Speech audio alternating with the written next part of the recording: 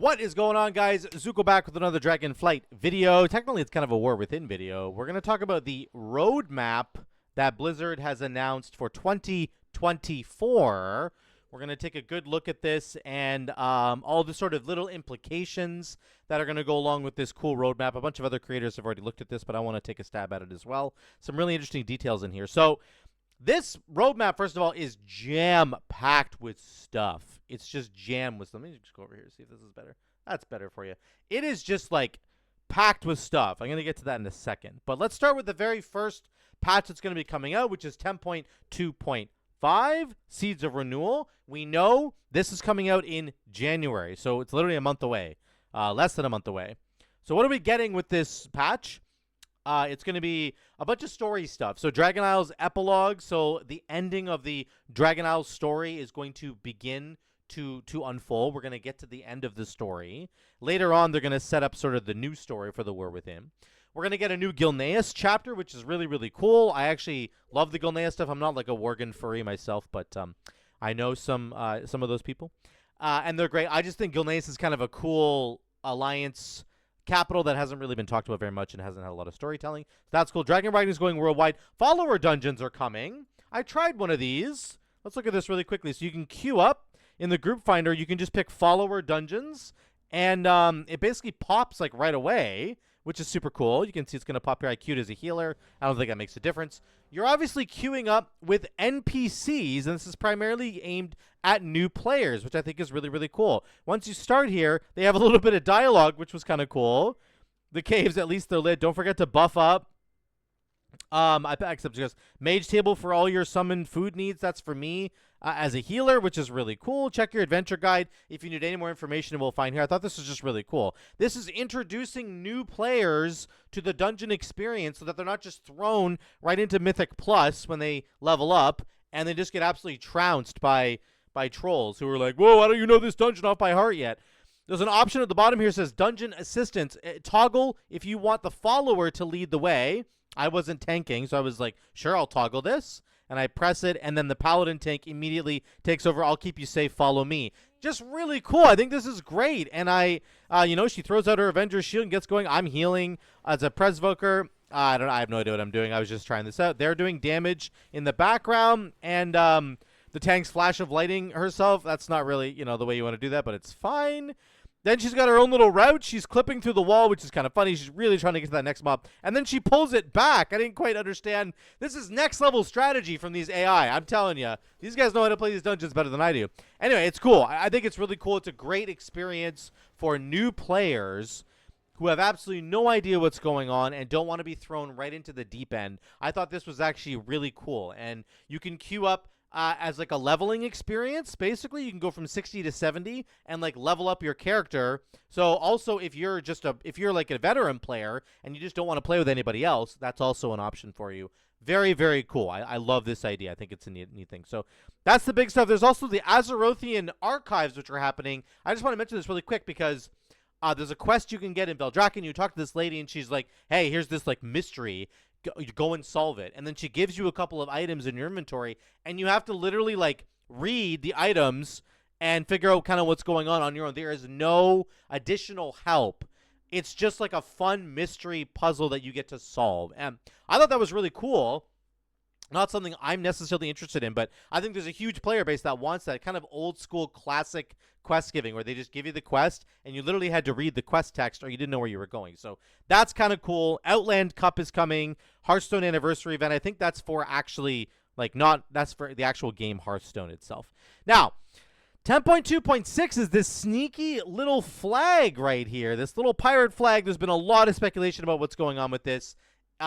People had speculated for a while that there was going to be a pirate expansion. That has been confirmed that it is not happening. So, but we are getting this pirate flag, 10.2.6. I would love to know what you guys think about this in the comments down below.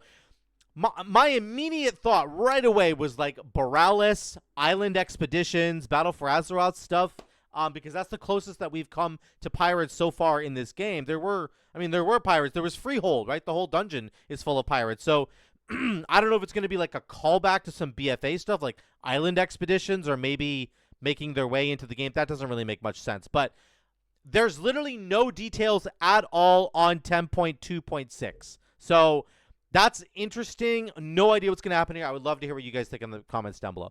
Then we get Season 4.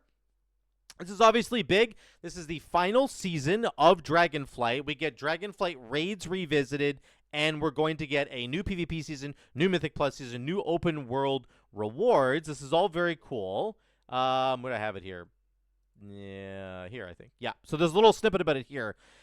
In Modern World of Warcraft, you're going to see more content updates to Dragonflight. In these updates, we'll be wrapping up the story, laying the foundation for the next one. Dragonflight Season 4 will revisit Dragonflight's dungeons and raids, along with outdoor content featuring updated rewards and with a few new twists. So what I think this means is that there is not going to be any new dungeons in the dungeon pool. I think for the Mythic Plus season, they're going to do all 10 of the Dragonflight dungeons, so the starting 8 plus the 2 Dawn of the Infinites. And then I'm guessing they're going to throw in like a seasonal affix. That's what they did in Shadowlands. That's the only context we have to go on for sort of the faded raid experience. And then they're only doing the Dragonflight raids as well. I think you're going to get to revisit all 3 of the raids that we've done. So you can go kill Razageth again. In Shadowlands, it was really cool because we got to go and revisit the old content, and then you got updated rewards. You got like a bunch of really cool cosmetics and stuff for it, which was really fun, and I enjoyed doing it a lot. So I'm excited to see what happens in Season 4. They're going to have to mix it up a little bit. If they just give us all the Mythic Plus dungeons again that we've already done, then that's kind of boring. But it is going to be nice to take another crack at some of the Mythic Plus dungeons that we got to do, because we've only got to do them for one season, which is very, very, that's a new experience. It's very rare. It's never happened before, right? So very cool, excited for that. And then the open world rewards, this is very exciting in my opinion, because I think this is like the precursor to the delve system in the War Within and the general like new outdoor world track that's coming for the Vault, for the Great Vault. I think what they're going to do in Season 4 is really test how far they can push the outdoor world rewards and see like that they're not too overpowered, and kind of see how that plays. And then as we move into the War Within, they can go, okay, this is how we're going to tune the outdoor content to make sure that people can't just grab BIS items from outdoor content that's not, and after having farmed it for like a day, versus Mythic Plus having to farm and try and get those items. So what I really want for this, I want the open world rewards to be somewhat competitive with Mythic Plus and PvP and Raid. It needs to be somewhat competitive. It can't be better than those systems, or else nobody would ever go do them, probably. Actually, that's not true. People would still do them, but it would be like a bummer, right? You don't want this to feel forced. You want it to be just another track that's almost equal, maybe a little bit less powerful. So I'm hoping that the open world rewards will scale up to like champion level, right? That would be kind of cool. I think Dratnos mentioned the same thing in his video. I think champion level would be super, super cool. It's not hero track, it's not mythic track, but it's still like competitive. And if you had some trinkets that were super cool in the outdoor world, champion level is almost an acceptable level for certain trinkets to be at if they're very powerful, if they're really fun, that kind of thing. So excited to see what they do with this. I think it's the precursor for things to come. Then we go into 10.2.7, which is Dark Heart. We get Timerunning Pandemonium, Harbinger quests. I have no idea what that even means. We have literally no context for what Harbinger quests are. Troll and Draenei Heritage Armor, new holiday event. This Timerunning Pandemonium is obviously intentionally misspelt in terms of Pandemonium. It's supposed to be an E instead of an A. So it sounds like we're going back to Mists of Pandaria, and Time Running sounds like the opposite of time walking. You're not walking, you're running. So it could be like a time trial sort of thing, or it could be in some ways the return of the challenge mode experience from Mists of Pandaria. I have no doubt, however, that we're going to be in Mists of Pandaria, and we might be revisiting Siege of Orgrimmar. That has been thrown around as well. If you look at the Dungeon Journal, you've got like Heart of Fear. Again, that patch is called Dark Heart. Heart of Fear, and in Siege of Orgrimmar, you have this picture, you have like the dark heart right there that Grommash was like siphoning power out of and stuff. So there's very much like a dark heart kind of theme going on with the raids that are in Mists of Pandaria. And of course it says Timerunning Pandemonium. So we're definitely going back to Mists. It's just about what content is Blizzard going to put into this patch.